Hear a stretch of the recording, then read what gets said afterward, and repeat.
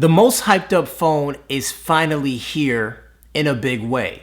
And when I mean big, I mean big. We're talking 6.3 AMOLED display big. One of the best screens on mobile is now the biggest screen. It's the Samsung Note 8. Samsung gives you S Pen to interact with your device in a totally different way. Dual cameras with optical image stabilization. But is that enough to be the best phone out right now? Well, I'm Kevin the Tech Ninja, and this is my full review of the Galaxy Note 8.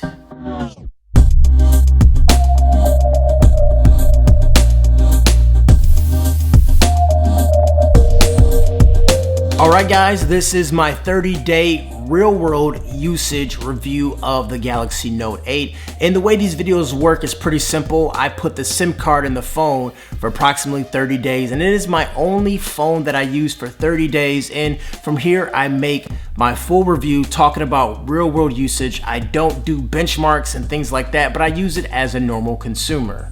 The Note 8 sports a premium glass build on the front and back, and also the back you'll find your dual cameras, flash, heart rate sensor, and also the fingerprint scanner. A Samsung logo in the middle and the Galaxy Note 8 tramp stamp towards the bottom. Now working our way towards the bottom chin, we have the feature that makes the Note, and that's the S Pen. With a tap on the back, it ejects out smoothly, and next to that is the bottom facing speaker, USB-C, and a headphone jack. On the sides, you have the typical Samsung configuration with the Bixby button under the volume rocker. With the black variant, the Galaxy Note 8 just blends into any black surface. It's just a black smooth slate, and it's just one of the sexiest phones around. It looks sort of like a stealth bomber. It's sleek, it's thin, and it has these curved angles. I mean, it's one of those phones that is definitely a head turner. It's Samsung's iconic way of design and build for Samsung Galaxy products. Now when flipping the phone over on its back so you can see the screen, you'll see these little tiny bezels. And if you look at the very top bar, squeezed up there, you'll find an earpiece and also your 8 megapixel autofocus front facing camera looking right back at you. Although this phone is sexy and it looks amazing, it is definitely prone to fingerprints and even scratches due to the back because of its glass nature. Now a case is heavily recommended as I've already had a couple scratches on the device already. Some of the cases I use are linked below. You can check them out at your own time if you want to pick one up. But if you want to take things up another notch, consider getting a D brand skin too. It keeps the back looking pristine, grippy, and they also have some pretty sick designs. So if you don't like these two colors, you can definitely D brand it up and get something really nice. I'll leave a link down below right next to that subscribe button. The fingerprint scanner is in a spot that's pretty hard to get to.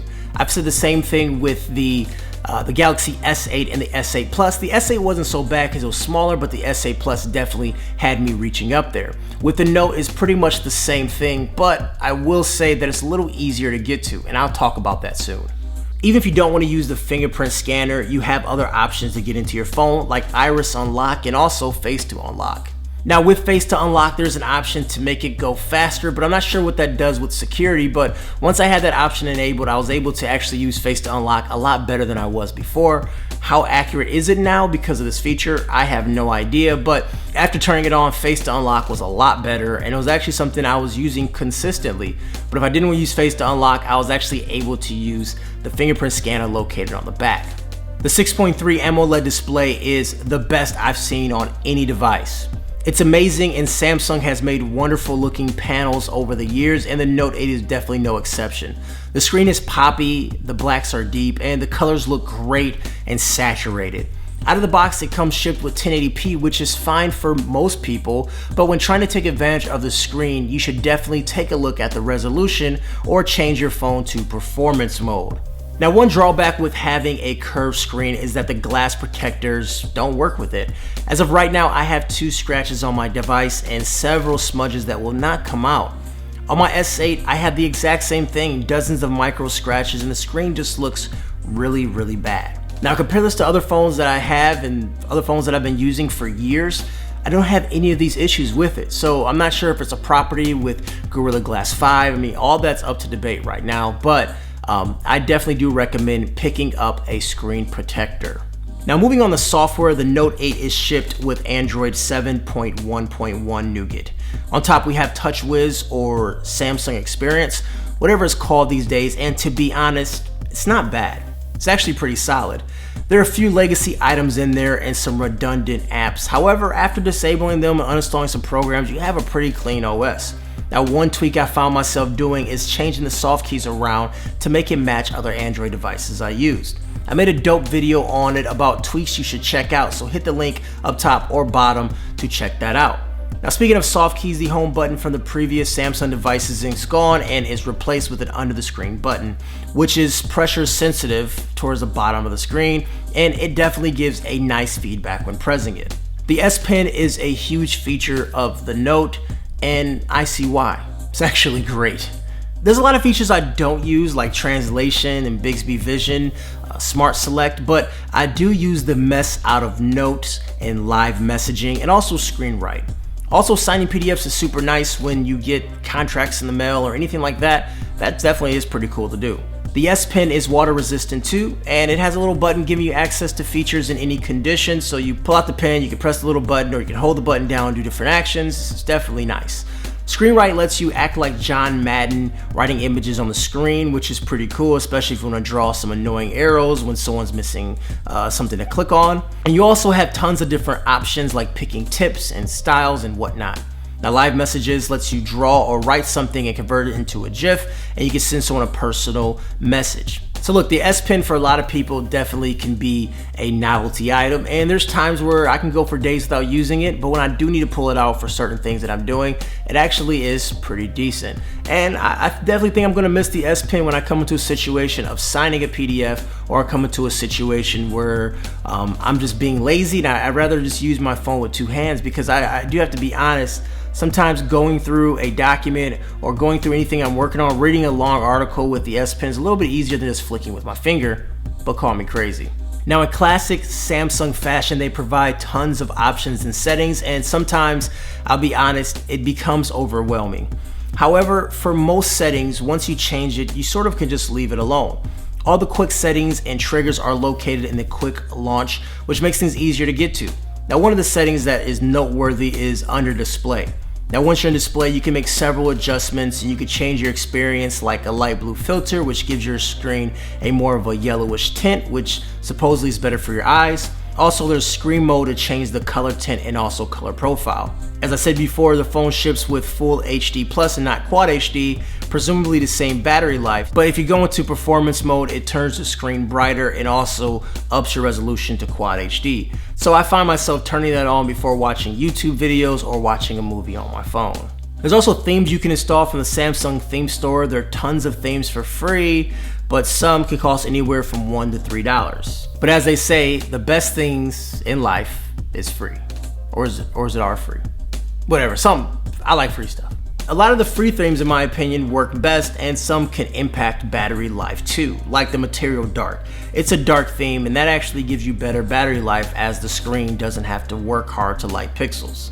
On to the camera. Now, when I was in New York at the Samsung event, Samsung spent a lot of time on the camera and discussing the live focus.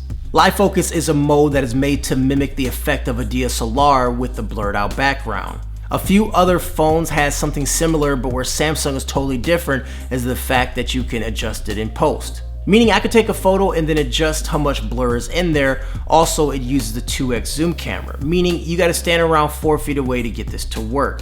But what's nice is that it actually takes two pictures, one with the wide angle lens and one with the zoom lens too, meaning you actually have two versions of the same photo. I found that this feature was hit or miss depending on what it is. So if you have a background that definitely is in contrast to the foreground, then yes, it works really, really good. But someone with a lot of hair or a big beard or anything like that, a lot of the edges will be sort of blurred out as the camera is looking for that edge, that silhouette of that person, if you will. But for the most part, I had really good experience with it. I've taken some really nice shots with it, and it's definitely a pretty cool feature. Now, Samsung is definitely not the first kid on the block to do this. Apple has been doing this for almost a year, but they actually did a really good job at emulating what Apple was doing with the live focus. And I am definitely looking forward to improvements of it and seeing how it could actually go to the next level. In low light, I was definitely disappointed with the camera. It was just noisy and the camera wanted to overexpose all the images. I did find when you go into the camera and pull down exposure a bit, around 2 clicks, it's so much better, but still a very noisy camera. Now the front-facing shooter still does soften the image up a ton, even when you don't need it and beauty face is turned off, so it kind of leaves me with some very frustrating looking selfies. Now when you're in daylight, especially outside, it does a pretty good job at getting your image correct, but you start getting the softened images when you're in moderate light or even low light, and then it looks pretty bad. At this point, I don't use my front-facing camera in any type of low light scenarios on my Note devices or any Samsung device, period. Now for the first time ever, both cameras have OIS, which is really good. So when walking around and shooting, it looks phenomenal. Also shooting in low light, it does a better job. So when you press the button to take a picture and your hand may shake a little bit, the OIS actually does a pretty good job at stopping the shake to show up, and you have a pretty decent image, which is very nice. Regardless, even though I said a lot of bad things about the Note 8 camera, it's still one of the best cameras I've used on Android. Is it better than the iPhone 8? Let's wait to my video to talk about that, but it is a very good camera. It holds its own against many competition, and unless you have a trained eye or you're a stickler for details, you would actually enjoy the Note 8 camera a ton. The 2x zoom, I really do like. I prefer a 2x zoom over a wide angle shot. That's just me, and I think the video mode is pretty good too. You have 4K video. It looks really, really good, very crisp, but you do have this softening of the skin once again, which can kind of lead you to some very unrealistic looking images. So day to day, using the phone for 30 days, will I recommend this phone right now? Yes. I recommend this phone 100%.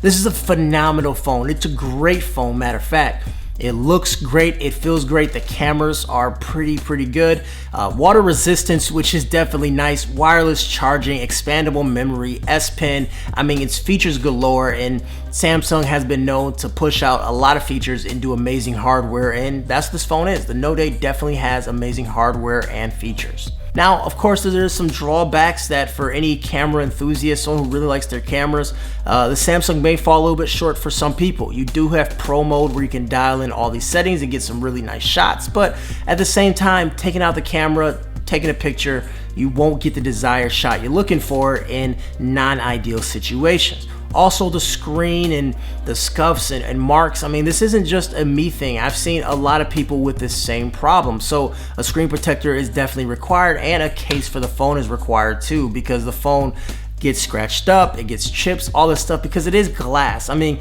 the phone is awesome to look at, but you're going to need to cover it up just because of this fragileness and things like that. Because I mean, literally one good drop, this thing is broken. You can look at drop tests online, you can watch J-rigs, everything, a stress test and everything. I mean, these phones can easily get destroyed, just the nature of the way they're built, and they're glass. And then we come down to the major problem. It's $1,000. It's $948, and after tax it's like $970 or something crazy like that. And yes, it's a lot of money, but that is a going rate for flagship phones. That's all I can say. I mean, the iPhone X is going to be $1,000 starting.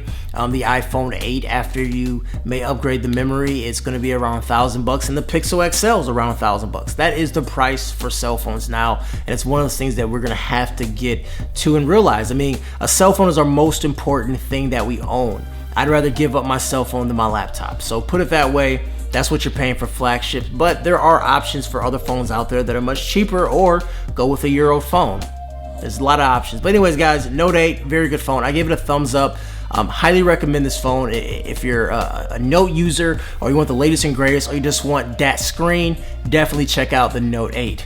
My name is Kevin the Tech Ninja. If you enjoyed the video, give it a thumbs up, hit subscribe, and I'll talk to you. Talking to you. You. I'll talk to you later. Peace.